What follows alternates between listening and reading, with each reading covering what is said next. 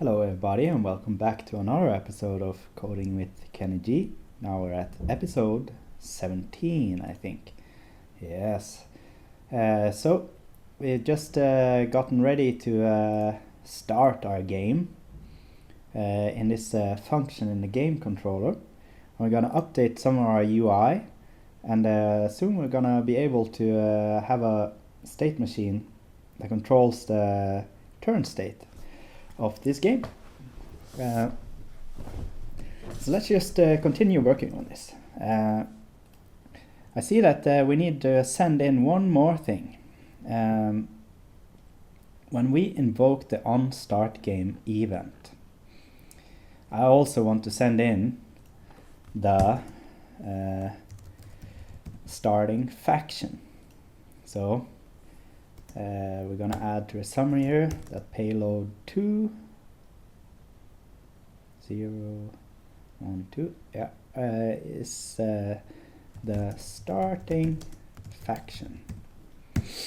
We're gonna send it in as well. Starting faction, and then we're gonna implement this UI here.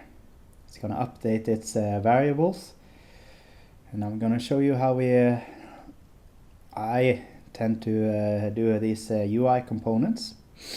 So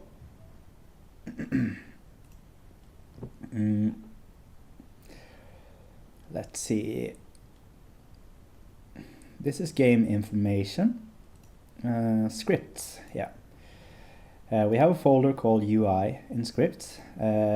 When you do UI, you tend to have a lot of small UI scripts that just handle very small things. So it helps to keep them in its own folder. Then we're gonna create one component that both of these guys can use. I think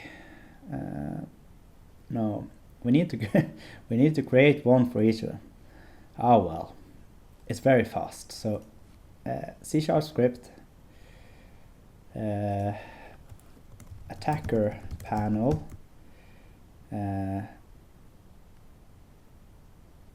attacker panel UI. Things later might be called attacker panel. It's kind of like attacker count UI controller. Attacker count. Yeah, I think that works. And we're also gonna make another script called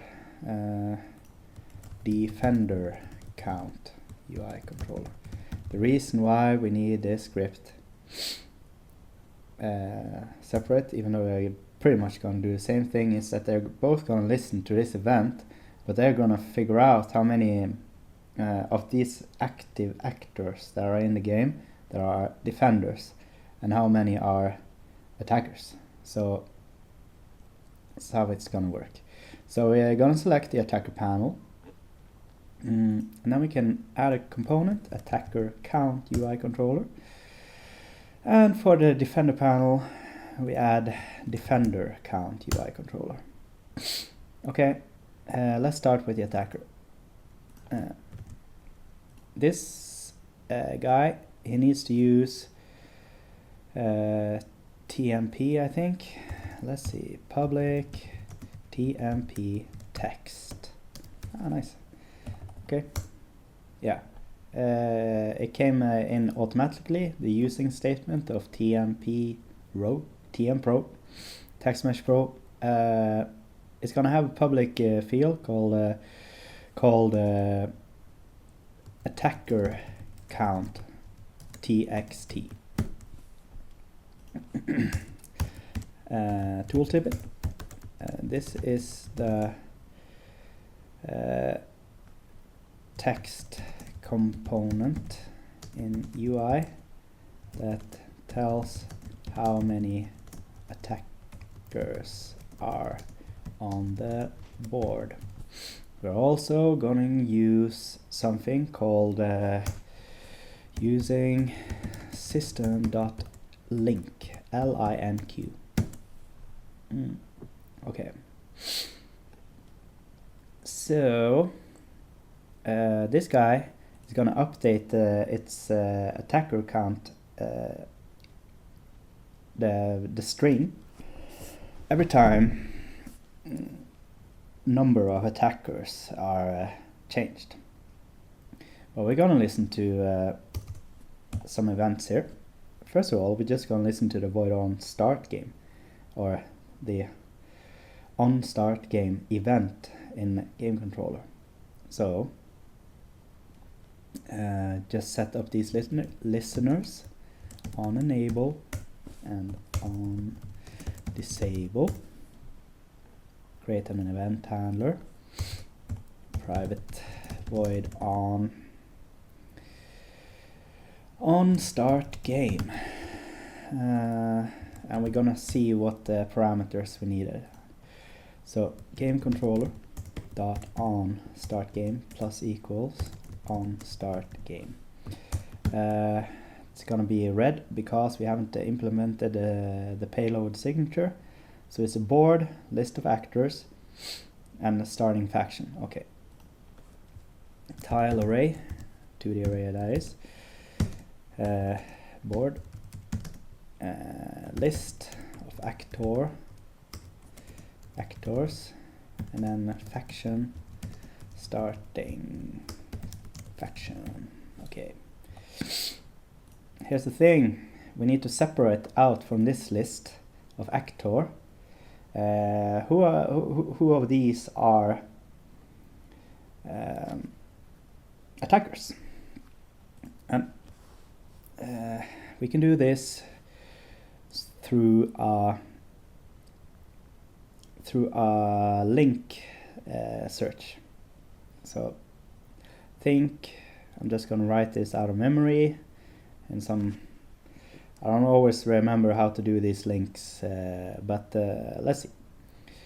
So what we want to do is to know the count, the number of attackers or actors in this list that belongs to attacker faction.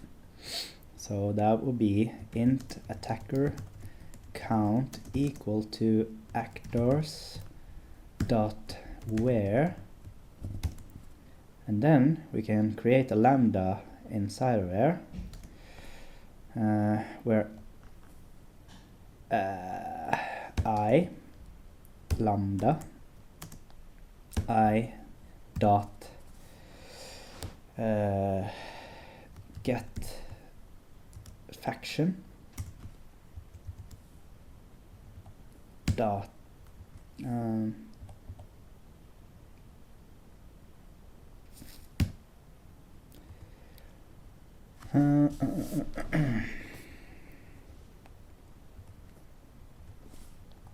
I just need to remember the syntax here. I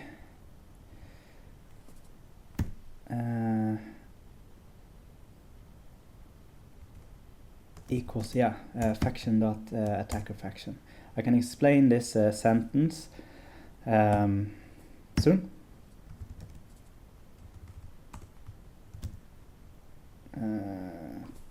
To list dot count. All right, so this is link. It's something that is in the system namespace, and it's a C# feature. I recommend not to use this for like expensive code. You don't want to run links, for example, in the update loop, or you try to just do it in this period of time that is you don't need to do it often. That's the point. So we want to know how many attackers are in this list, because this list contains both attackers and defenders. So this is where we use a link statement. This is specific to this. So it's these extension functions for doing stuff on lists and collections, like like a list or an array or a dictionary. And we say actors.where, and this here is a so-called predicate. So it's like I can write a little lambda, and this is a variable which I talk to here. This is a lambda operator. So in actors where I is just something where this is like the one element out of many in the collection. So it's really doing iteration over this list behind the scenes. But this is where it's nice to just use link for searching through a list and trying to get out certain results. So where element is of a certain faction. This is like I check if the element we are at right now, actually in an iteration, if that is of faction attacker, then I want that information. And after the where has gone through the entire list, please make it into a list, and then I want the count out of that.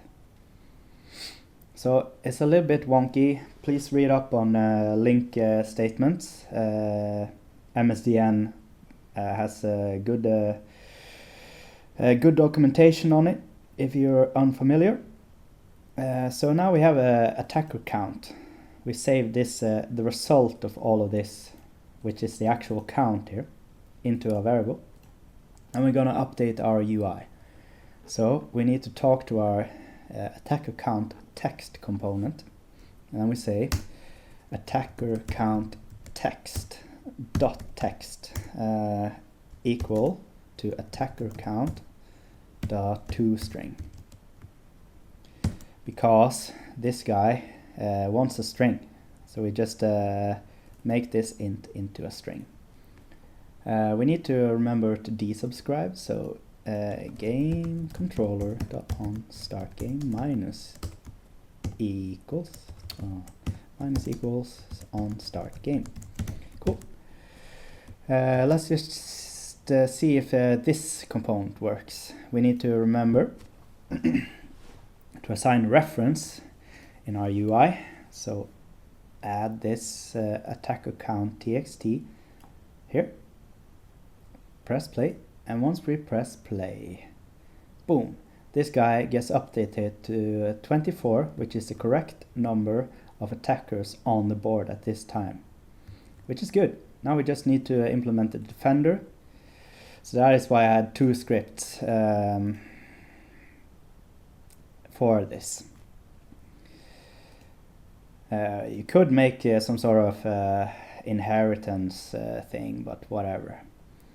Or we could send out a list of defenders and a list of attackers, but we often need to kind of pull out the information we need at a certain time based on what a thing needs, instead of trying to send out all the data all the time. We can make this giant event from game controller, a list of defenders, list of attackers. But that is where things like the link namespace and that way to work is really nice, and it works excellent for a turn-based game like this, where it's not performance critical to have very, very, very fast code. Okay, so defender count, we're just gonna do the exact same thing here. So I'm just gonna copy this, a little bit of duplicate code, but okay. Defender count txt, and we need to get this guy in. A little trick, if you're lacking the namespace, you can just hover over the the thing that you need a namespace for, because we're not using TM Pro yet here. You can hold Alt and press Enter, and then this auto thing comes up. You just say using TM Pro, and then this works. Okay. Back to attacker count, and we just need to copy this, the listeners, oops, and we need to copy this function. Like I say, this could be some sort of inheritance thing, but c'est la vie. Okay, int defender count, and then actors. Yeah, we need to use using system.lenq link defender count txt dot text equals defender count, and there we need to see find the actors that belongs to the faction defender faction. That's it. And we save this script as well. You can probably just close these guys now. Go back into Unity, press play. Oops. Oh, there was an LREF. Oh yeah, I forgot. You need to assign defender count txt to the defender count UI controller as well. There we go. Boom. 13 defenders. Correct. 1, 2, 3, 4, 5, 6, 7, 8, 9, 10, 11. 2, 3, 4, 5, 6, 7, 8, 9, 10, 11, 12, 13. Correct. So we're good. This updates correctly. Now we can do the turn displayer. Check time. 17 minutes, not too bad. Okay. Turn displayer. This guy is going to have its own script. We're going to call that turn displayer UI controller. Okay. We're going to slap that onto the turn displayer and open it up. This guy is going to animate to, or actually move this object here, the turn thing here. We're going to move that all the way to this position if it's the attacker's turn via lerp, and to this position if it's the defender's turn. So we're just going to have to remember these numbers, I think. 138, yeah, 138 and minus 138, easy as that. So we're gonna set that up. These are local positions, by the way, just so you know. UI works a little bit differently, but let's just see if we get it working. So public, and this is it is a vector 3, I think. Target attacker position, and public vector 3 target defender position.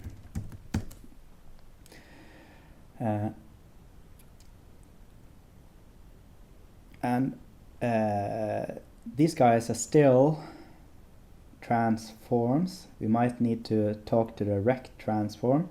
I don't remember exactly if we can just use transform, or we need to have a reference specifically to the rect transform. But let's just try to lerp our guy to a position. First of all, we're gonna listen to this event in game controller. Void on enable and void on disable.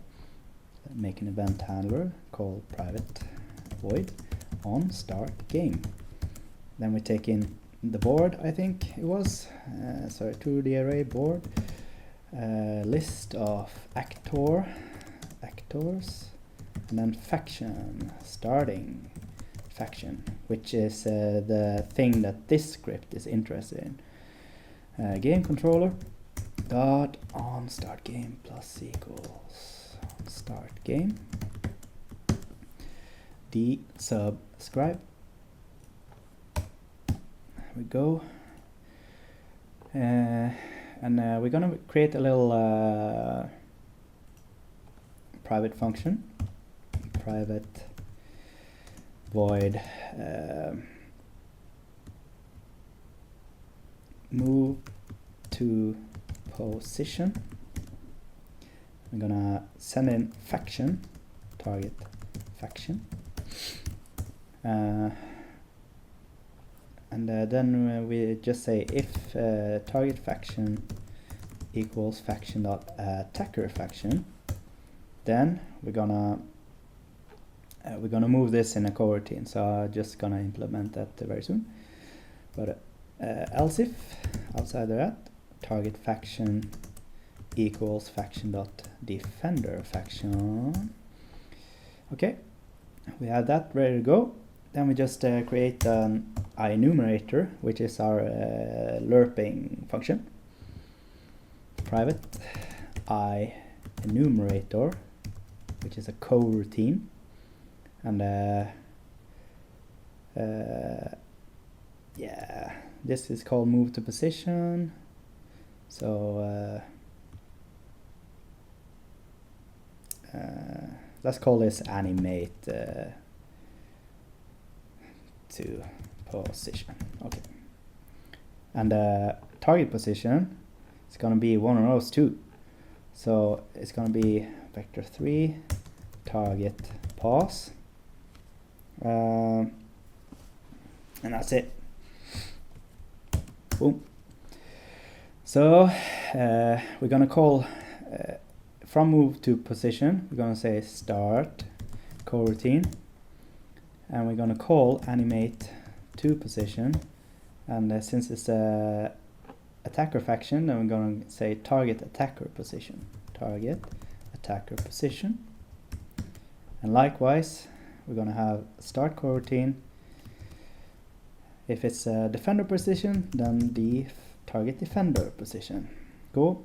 And inside this enumerator, yeah, we're going to accept another parameter. We're going to call this float t, and we're going to write float cur lerp time equals 0f float. Say while cur lerp time is less than t, cur lerp time plus equals time dot delta time.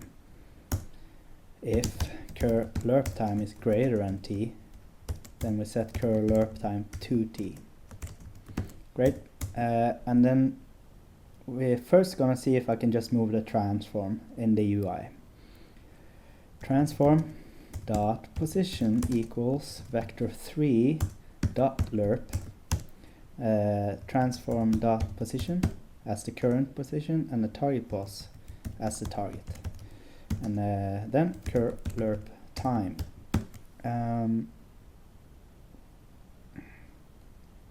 Cool. And then we need to yield return null within that statement, and after the while loop we say transform dot position is equal to target pos. That is to make sure that we are on the exact position we want to be. We're gonna have a little public variable, and it's going to be called public float move speed equal to 1f. And when we call animate to position from inside the function move to position, we're going to send in the movement speed, move speed for both of them. Okay, on start game, when we receive the event on start game, we're gonna just ask this move to position function to do everything for us. Move to position, send in the starting faction. Okay, go back into Unity and let's see if this guy slides over to the correct position. So we remember that the target attacker position was on the x-axis minus 138 and a defender position was 138. I can't guarantee this works. It might need to talk directly to a rect transform, but let's see. It flew outer world. It did not like that at all.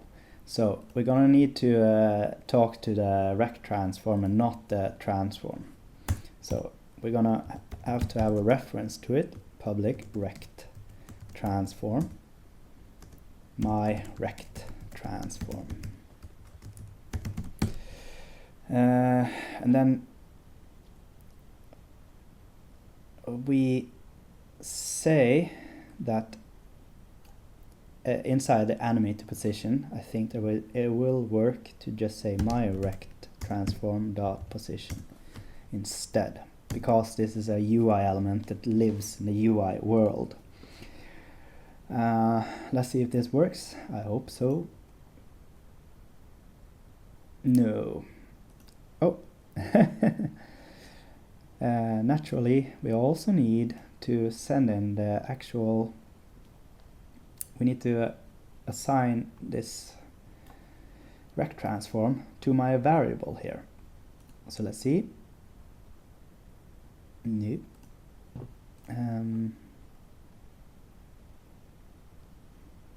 Okay. I forgot to say my rect transform within the while loop as well.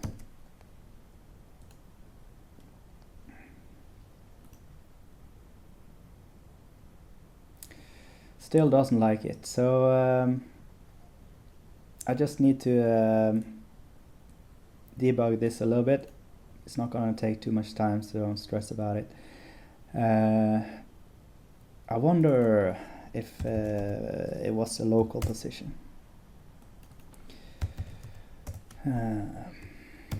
Okay.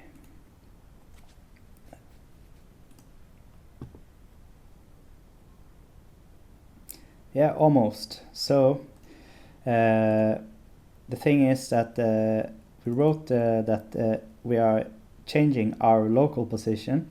The reason why it's not working is because inside vector3.lerp we say transform.position. This needs to be my rect transform dot local position. And then I think we're gonna end this episode on a high note. Yeah. Good. So kind of cool. This is gonna slide back and forth. This is gonna update its numbers once changes are being made in the game on active actors. We are now able to move these guys, and soon, probably in the next episode, we will only allow input on the faction that is now actually playing. So this is starting to turn into a meaningful game soon. Sorry. So I hope that you learn from this, that there are some helpful tips, and yeah. Then I will see you in the next episode once I get this guy up. All right. Well, I'll see you in the next episode, and thank you for watching so far. And I said it maybe once, but please support this channel and this production of these videos, if you like, by either downloading the Viking Chess Hnefatafl game from Steam, or you can press like on these buttons, or you can subscribe to the channel, and it helps out the YouTube algorithm. So thank you very much, and I'll see you soon.